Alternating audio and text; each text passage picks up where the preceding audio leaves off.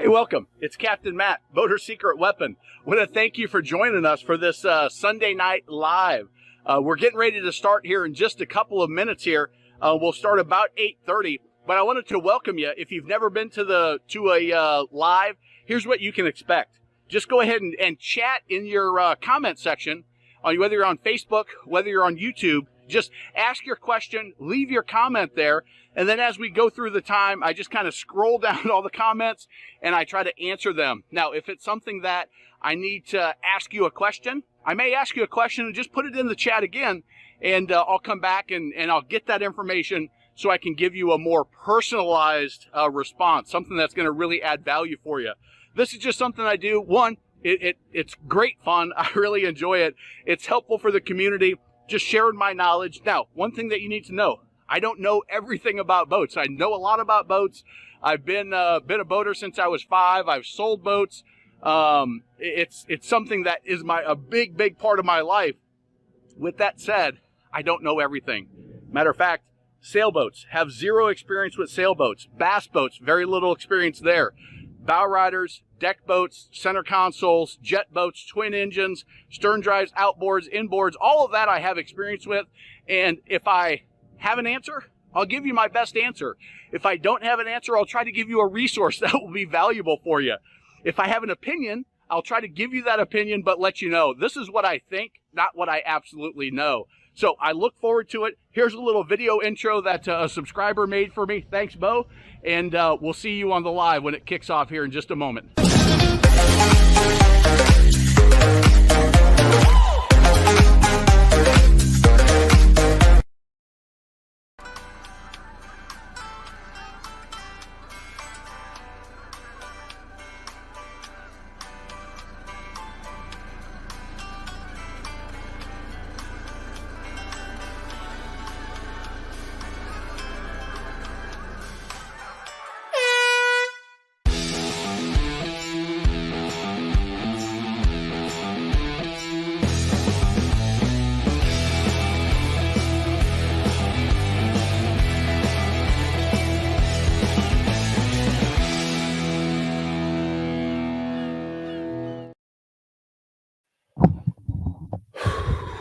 Welcome, everybody, to another Sunday Live. I am Captain Matt, and I am tired again today.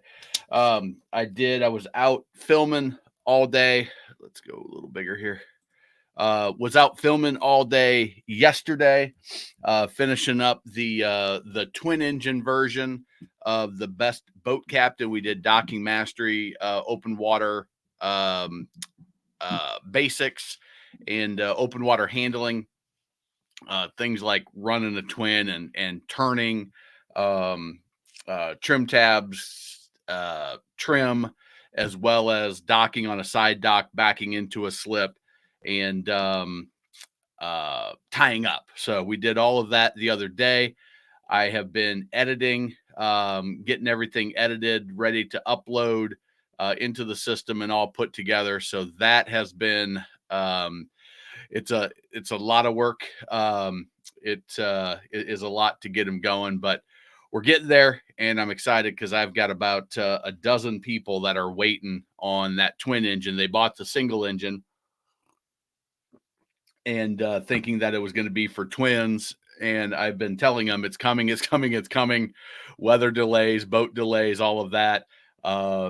Finally, we've got it going. So anyway, if you haven't, if you're looking to buy a boat, grab the Boat Buyers Toolkit. You can get that for free at boatbuyerstoolkit.com. If you are a new boat owner, Boater Bootcamp is free, boaterbootcamp.com. And then we also have our other programs for, like we said, Best Boat Captain. And so that outboard, single stern drive, pontoon, twin engine will be coming like next couple of days. And then jet boat and wake boat, I'll be getting out in May to have those done. Hopefully before Memorial Day is my goal. So that's what's coming. And that's what I've been spending my time on. I thought about pulling up some of the video and showing how that was coming along, but I didn't get a chance to get that done. Let me plug in before I out of juice. So hopefully some of you guys got out on the water this weekend here in the Carolinas. We had the rain come through, and it turned out to be a perfect day yesterday. I was real happy, and not only did I create the best boat captain, the twin engine version, but I also the couple that their boat I'm using. They just bought this 35-foot four winds. It's got twin Volvos, and they'd never owned a boat before. This is their first boat. So the guy he's taken it and he's done okay. But the wife has been a little bit anxious about everything. So I walked her through the building blocks in the first part of the morning, and she just listened in as I did the docking mastery. I was super excited. She put it on the side dock a couple of times, which is obviously the easiest maneuver. And she did well there. We did some open water running in the middle of the channel. She was real nervous about getting that big old boat going. And, but she realized, hey, this it's not too bad. And then we got back to their slip, and I was going to do the slip section of the docking, and she had to get going. They had plans for that night. And I said, listen, Brianna, you want to do this? I said, I think you can handle it. She's like, yeah. So she jumped back there and she put that thing right in the slip. And when we had talked 6 hours before, when we talked for the first time, and she said, yeah, it would be great if you walk me through a few things because I'm nervous. From a confidence level that was very, very low to putting that thing right in the slip, a big old, it's 11.8, I think, is the beam on that thing. So I was crazy excited that she did so well. And I might have a video of her doing it. I haven't got through that yet. But anyway, that was awesome. So, Matt, welcome. Looks like Matt was the first one on, and let me turn my brightness up a little bit. There we go. I'm way off. I had a good tournament today. Hopefully the weather was as nice as it was for us here in the Charlotte area. Rob, good to have you. Ray, welcome. Herb, great to have you. All had a great day on the water. Pretty gusty. Took a tragic driving home, but it was worth it.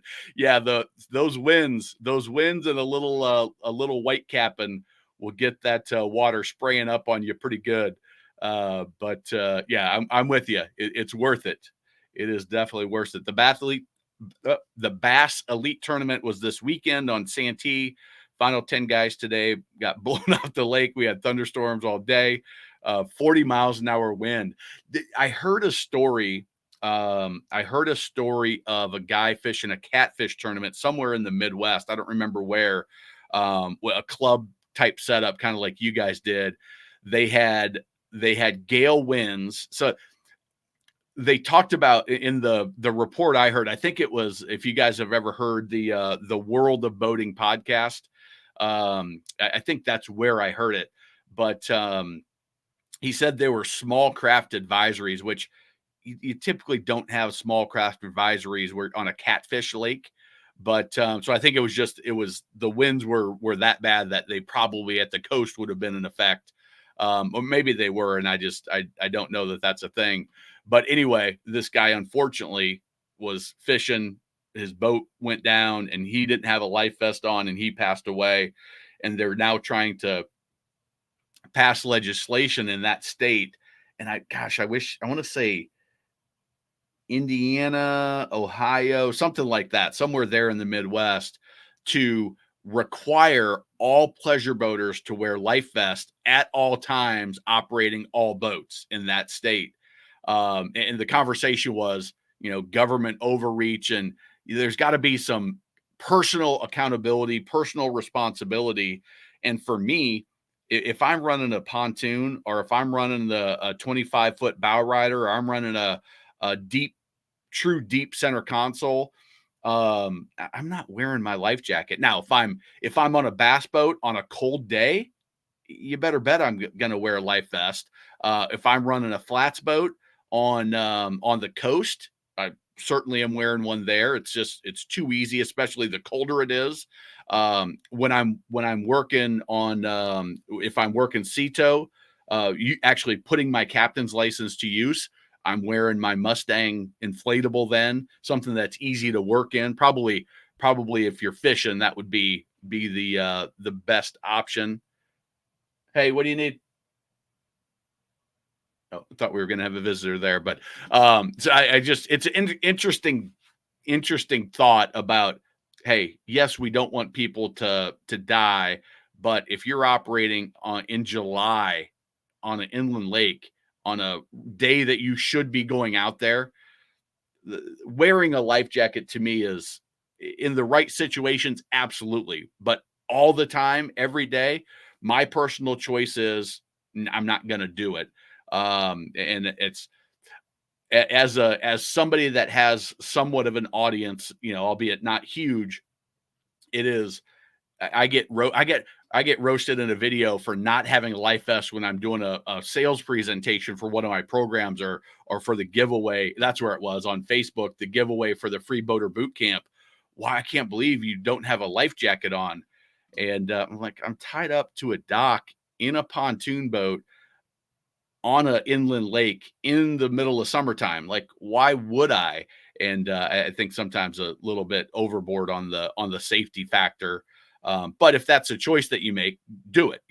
But I think it should be a personal choice. Went out Thursday when the field was 104 guys. Pretty awesome watching all of the, especially if they do the shotgun start, which I don't know if that's the safest way to go all the time, but it is fun. It's like I like on 4th of July, if you go out for 4th of July on, and as soon as the grand finale is off, like what I do is pull in the anchor, and I'm usually situated in a way where I'm way off the beaten path and I know where I'm going to go.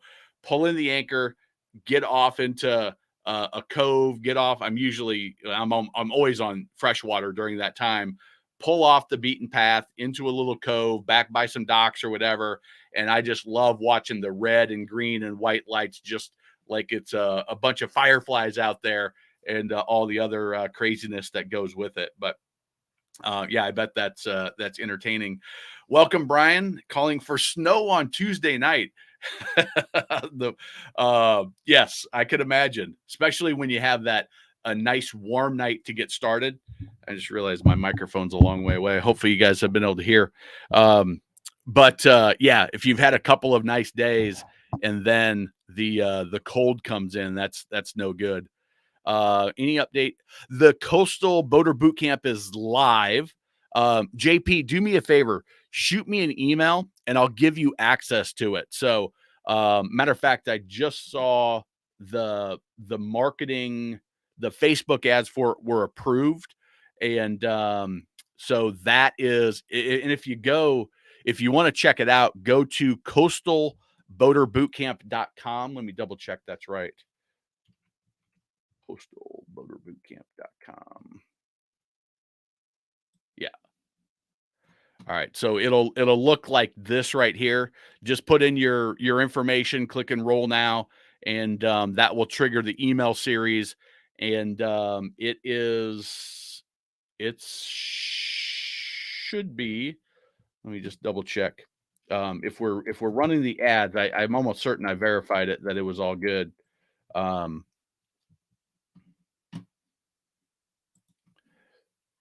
Coastal Boater Bootcamp. Yeah, so this is the members only area where all the programs are.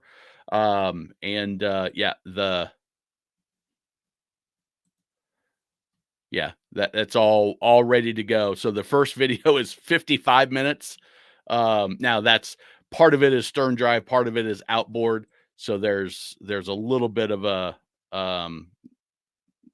I don't know, probably 2/3 of that number is actually content. 24 minutes on the second video, and let's see here, 34 minutes on the third video. So, and that is virtually all content. There's a little bit of intro, a little bit of a fluff, a little bit of offering the best boat captain and confident coastal boater programs, but 98% of that is actual content. And I think it's pretty good. If I might be a little biased, but yes, that is now live. Thankfully, took longer than I had hoped to get that out, but at least we're before Memorial Day. That's big. We only had 30 of our guys make the trip to Murray yesterday. Fishing was great. A lot of spawning fish. Took third. Nice. First place was 42. What is that? Let me do my math here. What is that? 8 pounds, 8, 9, 10, 11 pounds, 11 pounds per fish. That's a good sized fish. Last season, bought a 22 Shap 21. Can't find much on the history of Chaparral. So Michael, Chaparral has been, it is, what's their parent company? Chaparral owns Robalo. And they have been building boats. The Pegg family, I'm going to say Buck Pegg was the owner, or the founder. Chaparral Boats. Let me see if I'm right there. Yeah, started in 1964. So in 1964 is when they founded Chaparral. So they've been building boats for a long time. I put them in the premium category, although the 21 SSI is the old H2O. So the SSX is the higher level. The SSI, that model I would probably put in the mid tier.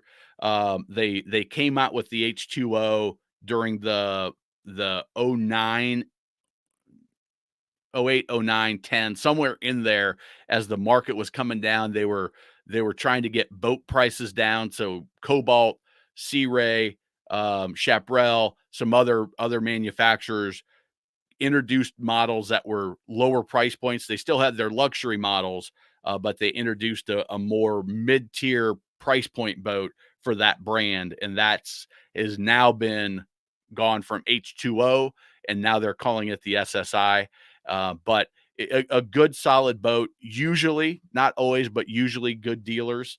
That doesn't always play out, but the family still is heavily involved in the running of that business, and they are probably, what does that say? In response to his 80th birthday. So Buck turned 80 in 2022, so he's what, 81 now. And now his sons and grandkids are running the business there. But they are made in Nashville, Georgia, I want to say. I think is where their impact on Georgia economy. Yeah, they're definitely in Georgia. I know that, but I want to say it's Nashville. Where is Chaparral located?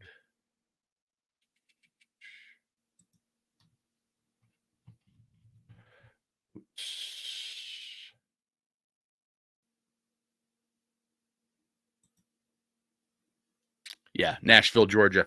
That's what I thought.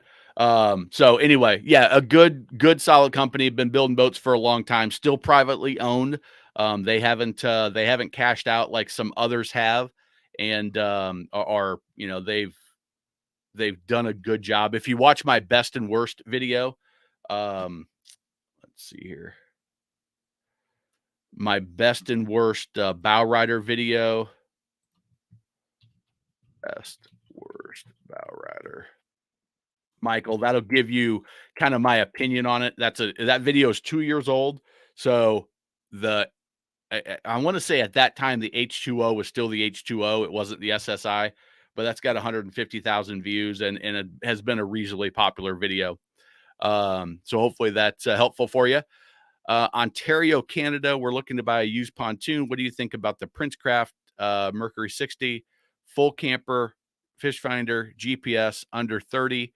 I'm not sure what. Oh, Canadian. Okay, Canadian dollar. Without doing some digging on the value, and I'll tell you how to do that yourself.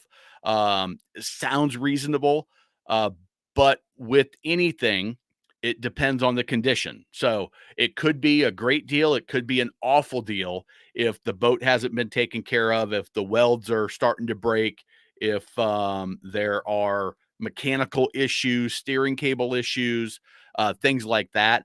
Princecraft as a whole, I would say probably value pontoon boats. They're much more popular up in Canada. Excuse me. Much more common up in Canada, and just as a brand, they are not. I don't think we have a Princecraft dealer down here that I'm aware of. Who builds Princecraft? I want to say it's a smokercraft company, um, but I'm not 100% sure. Um, yeah, Smokercraft. They don't Smokercraft for whatever reason, they don't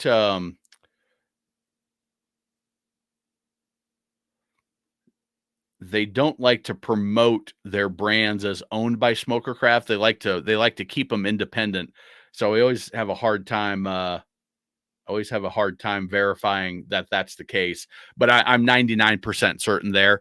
Um, the 60, just make sure that that's going to be enough horsepower for you. If you haven't watched the video, um, pontoon horsepower, how to choose the right horsepower for your pontoon boat, um, and how fast are pontoons. Those two videos, they're similar content, but those two videos will kind of give you an idea. On a 21 with the 60, you're going to go, maybe with two, three people on the boat of 150, 200 pounds, you may go 18 miles an hour, depending on the other weight that's on the boat, fuel level, things like that. If you put 6, 7 people on, you're going to go 12, 15, maybe. If it's got lifting strakes, it probably doesn't with the 60. But just know that as you put more weight on a pontoon like that, and I'm assuming 25-inch diameter tubes, that you're not, which may be perfectly fine for you, but I want you to be aware of that before you jump in. And when you do your run, when you do your demo run, and if you haven't watched the, let's see here,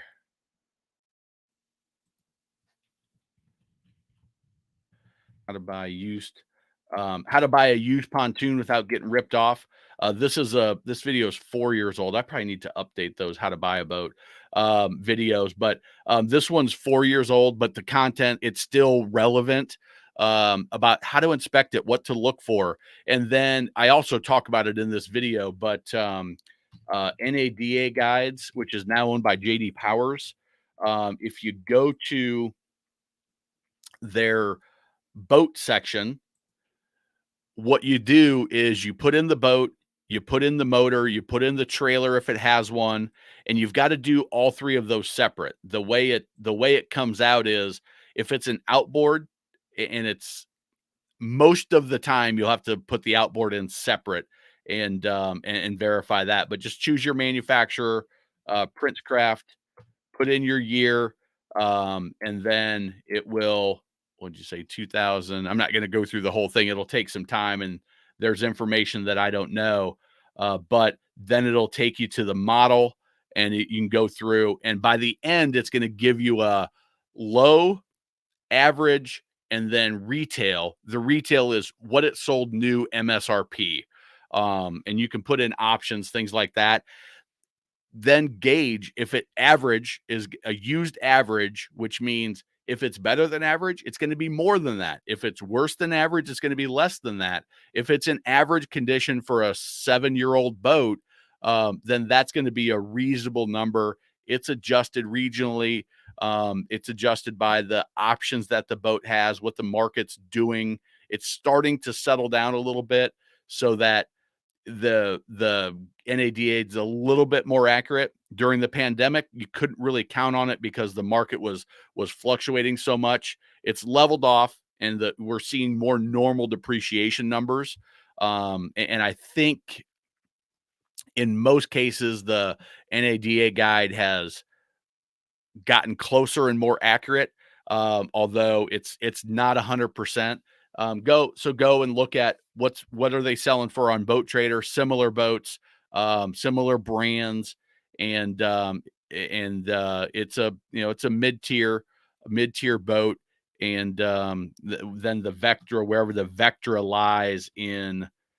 um, wherever the Vectra lies in their range of high to low, premium to entry level models. And so then you adjust there as well. So hopefully that's helpful, but it's too hard for me to know the market dollar wise without really diving in and doing major research like that. So hopefully that's helpful for you, Simon, and welcome. You're a new name I don't recognize. Mark, another name I don't recognize. Welcome. Do you have a video on best way to tie a boat to a dock, poles for long-term docking, best way for lines to be attached? Well, Mark, I just recorded some of those for the Best Boat Captain twin engine, but let me see here.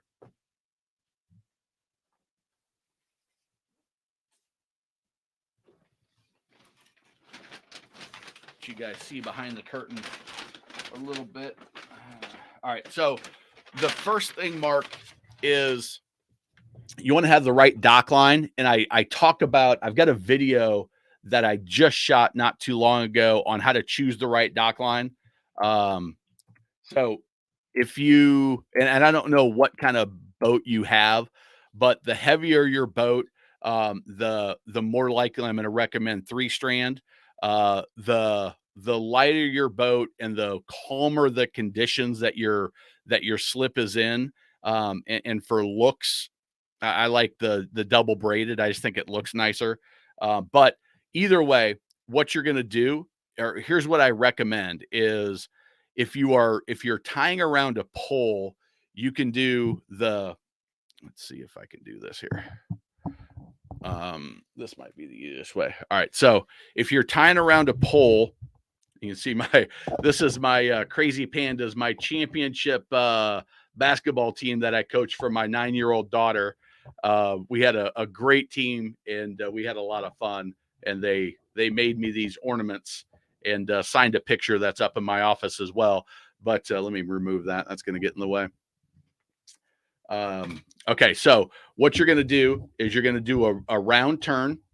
Okay, so you're going to come around here. I don't know how well this is going to work, but let me go big screen here so you can see.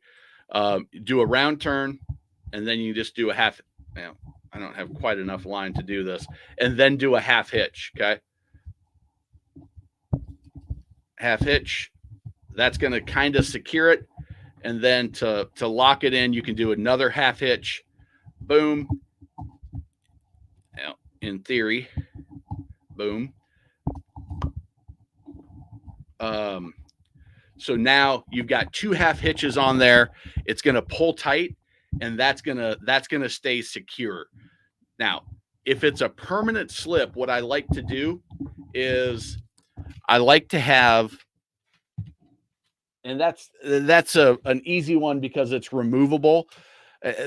If you're going to leave it permanent, what you're going to do is I would have a loop end, whether you tie a knot, use a bowline, or even just if it's going to always be there, just do the old loop it and knot it. Or you can braid it in, depending on how fancy you want to get. You can get actual lines with a loop end on it, and then get the boat perfectly set. All right, this has enough. It's got enough bounce in it based on the conditions.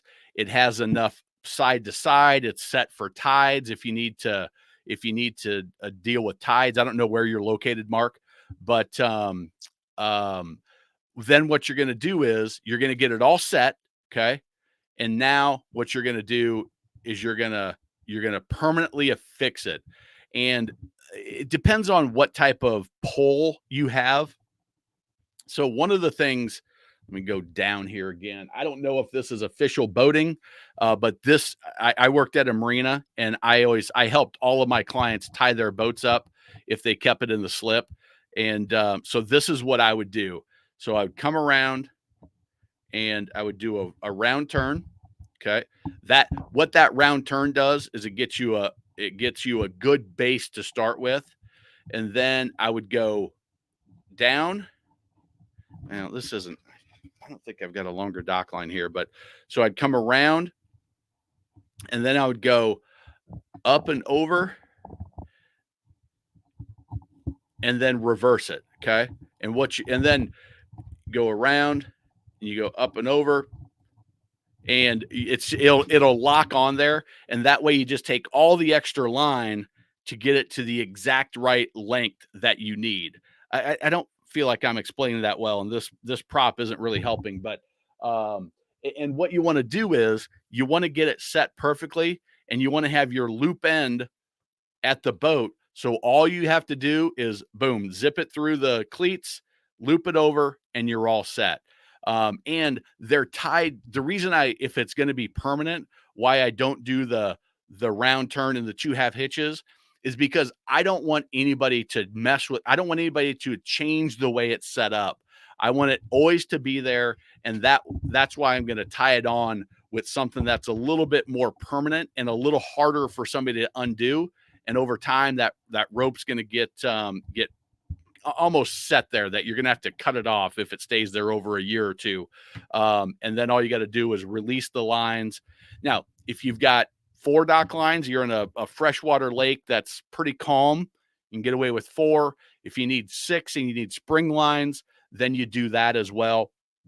And we talk about that in the best boat captain video. But essentially, the rougher the conditions are and the more level, like if the lake level adjusts or the tide adjusts, the longer your line, the better. So you don't want to go from the dock to the boat and not have any little wave. There's not much leeway for it to go. It's going to start yanking cleats really hard on the boat, really hard on the dock, and problematic. If the tide goes up too much, you've only got that much to go, a foot of increase in lake level or tide, and now you're in a bad situation.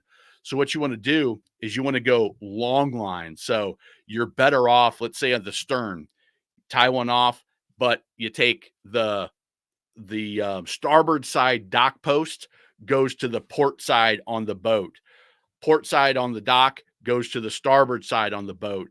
And now you've got those big long lines, so it's still secure. It's not going to go side to side. It's not going to go front to back when you do bow, midship, and stern.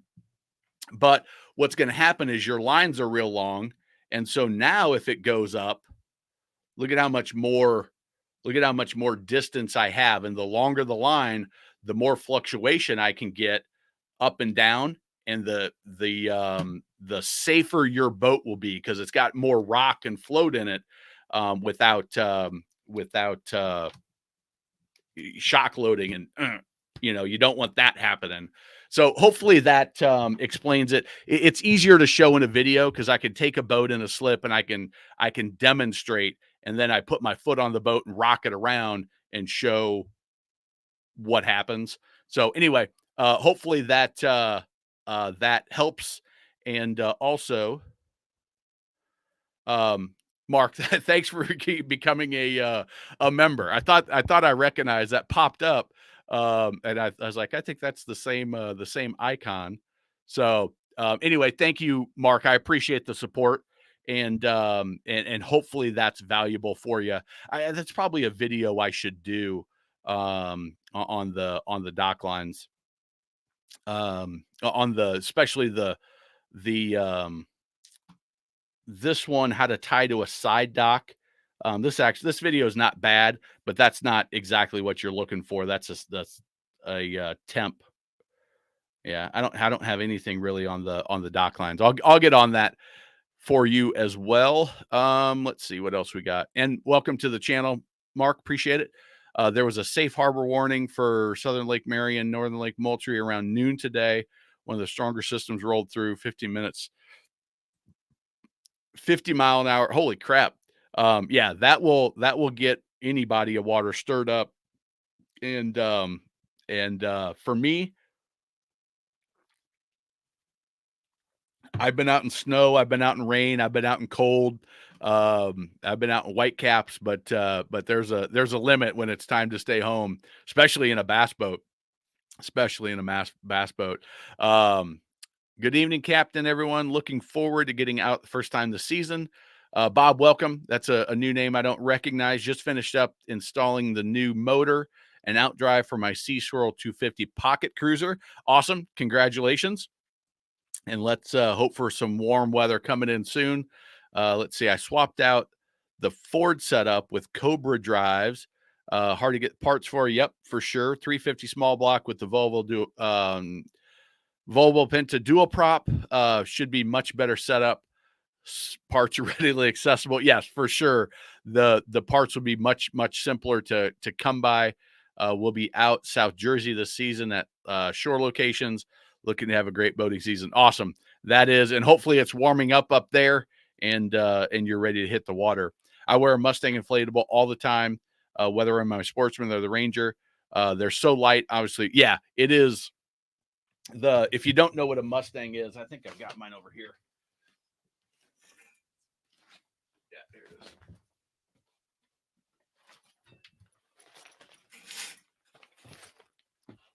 So this is the inflatable. You just put it on, and it just clips around here, but it's really, it's really minimal when you've got it on. It's got a CO2 cartridge here that if it hits the water, it's automatically going to deploy on this one. And then it also has a little manual deploy here that will expand it, and it's going to inflate. It's going to go bubble around your neck. So if you're unconscious, it keeps your head out of the water. And they're very easy. They're very easy on that. And again, I always have to tell people, listen, I'm boating on inland lakes 90% of the time. When I was doing the coastal, we ran the inlet, my life vest went on. That's just, it's for me, it's situational when it makes sense. But the Mustangs are so easy that, in Brock's situation, fishing tournaments, hey, he's out by himself a lot of the time, I think, or maybe a partner. And it makes sense when you don't have any freeboard and you're standing inches away from the water and bending over and fishing in cold temperatures, cold water, and running offshore or running at the coast in a Sportsman. It is it's not a bad thing at all. I don't care for the I don't say overreach. Have some personal accountability for doing what you feel is the right thing. Let's see here. Herb, big late 80s sea ray at the marina. Some lost a prop shaft today. Luckily, they were able to limp over to the forklift before it took on too much water. Yeah, they're on an inboard boat. On an inboard boat, you got your prop shaft coming out here, and if that shaft gets pulled through, what happens is you got your, let's see if I can do this. You've got your propeller back here. You hit a stump, you hit a log, you hit something submerged, and it can just pull it right out if it's a big enough thing, a big enough hit. Boom, and now you gotta, whatever size the prop shaft is, something about that size that is just water's coming in. Nothing you can do about it. And if you don't have a bung, if you don't have a plug to put in that thing quickly, you're in a bad situation for sure. Mark, again, thanks for the support and the membership. I appreciate that. I always tie the clove hitch on piling poles unless I'm just pulling up to the dock for less than 5 minutes. The round turn with the 2 half hitches. Yeah, I wish I was better with knots. I don't even know that I would be able to tie a clove hitch without really thinking about it. Um, it is, I always, and again, the, the, the, I don't want to say easiest, but what's gonna be the minimum effective dose? It's a marketing term that I've used in other situations, but what's gonna be effective, and be the simplest? I should probably practice my knot tying, but I just it's something that, man, it wasn't until I started selling boats that I even knew how to tie a bowline. I remember I remember my making my general manager who grew up, he started working at a dealership in Charleston back when he was 16, and in high school his buddy's family owned the dealership. He started doing yard guy work and detailing stuff, and he's like, you don't know how to tie a bowline? And he taught me. I was like, oh, okay, I got, now I can do it. Now I can do it without thinking much about it. But I haven't learned much of the others. I've got the cleat hitch, the round turn, 2 half hitches, and the bowline. Those are those are my knots that will get me through 99% of stuff. And then in the other situations, if you can't tie a knot, tie it a lot. And I use that approach. I ripped the kill switch out of the Sportsman most time. Used to sitting down in the Ranger, unclip the kill switch, standing up. Yeah, the when you run different boats, even 2 different ones, there's these little quirky things that each one has, and the safety lanyard and the kill switch is one that will easily catch you. That I can stretch this far on this one and this far on that one. It's one of the hassles of running multiple boats. Clove hitch for short term, 2 round turns, half hitch for long term, especially in tidal waters, heavy traffic areas. So there you go. I'll defer to you guys on that. I've got my preference, but if you like the clove hitch for short term, that's interesting. That is opposite of what Brock said. But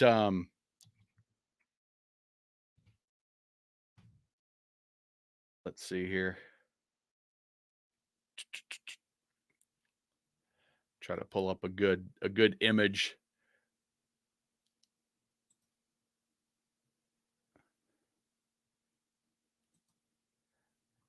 You know what? I think I've got this boat, the 101 knots. So maybe I need to check that out. So anyway, yeah, I just that round turn, 2 half hitches is a nice, simple, easy one. But I'll have to practice that clove hitch a little bit, see what I think. So all right, we are coming up on 50 minutes. Clove hitch will undo with movement. Okay, interesting. Interesting. I guess that makes sense looking at the image. This one might be the best. Oh shoot, you guys can't even see what I'm looking at here. Um Here I've been pulling stuff up on that window, and I wasn't even sharing anymore. So anyway, all right. Well, I've got another the side dock editing to do. So I've got probably another 3 hours of editing to do before I can move on to the next section on the twin engine, and I've got people that are waiting for that. So if we have other questions, be happy to help and provide any thoughts that I have. If you are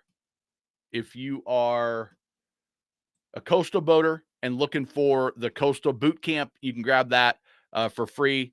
If you are a new boat operator and you're a little nervous about handling the boat around the dock, about putting on a side dock, about tying it up, pulling into a slip, we've got the best boat captain, the single engine, single outboard, single stern drive, pontoon, twin engine, I'm going to say is done because it'll be done in the next couple of days and maybe sooner. And then the jet boat and the wake boat are coming soon. So I'm going to say we'll make that the new release, and boom, we are updated. And I'm going to say coming soon, May 2023. So that will give me a deadline that now I gotta get that done for people and get those boats all lined up and ready to go. So all right, May 2023. There we go. All right, so we are official. Always found the round turn to be the quicker tie, clove hitch, tie half hitch. Yeah, the half hitch just to lock whatever you're doing was that's just a good little extra something to throw in if you need to. Yeah, this is an interesting conversation that I've had with different people. Is some of it is what size of a boat, what size lines are you working with? Because sometimes in the pleasure boating world, when you're working with, 3/8, half inch, even 5/8 line, certain things will be easier or harder or work better than others when you're talking about working with some of the larger vessels. And it was more in terms of I was talking to a 100-ton master. I'm a 25-ton master because I've got a lot of boating experience. I've run a lot of different boats, but even I was running the Four Winds that I was doing the twin engine was a 35 footer, which is a big boat. But that's about the top of my range. If I was to get into a 40 footer, that would be like, okay, this is about it. Put me in 50, and now I don't have my line of sight to everywhere. It's just it catches more winds, all of those things. It can make a little bit of an impact on how you operate. I always think it's funny on social media when I get, I ran such and such in the commercial world.